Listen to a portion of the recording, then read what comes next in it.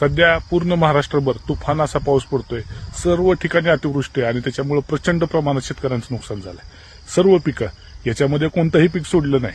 साधी पिकं असतील, मूग, उडद, सोयाबीन, हे तर गेलंच आहे. त्याच्यासोबत फळबागा देखील, द्राक्ष बागांचं देखील, पेरूच्या बागेचं, केळीच्या बागांचं देखील नुकसान होतंय. खास करून मराठवाडा आणि विदर्भ या भागात तुफान पाऊस आहे.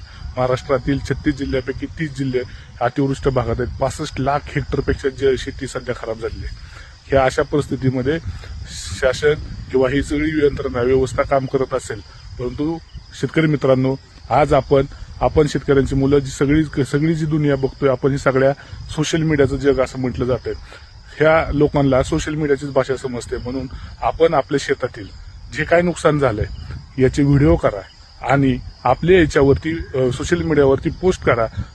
हॅशटॅग अतिवृष्टी, हॅशटॅग ओला दुष्काळ या टायटल खाली अशी व्हिडिओ बनवून पोस्ट करा, जेणेकरून समाज माध्यमातून किंवा इतर समाजाला आणि सरकारला देखील हे समजेल की किती प्रमाणात नुकसान होत आहे, शेतकरी आज कोणत्या परिस्थितीमध्ये आहे.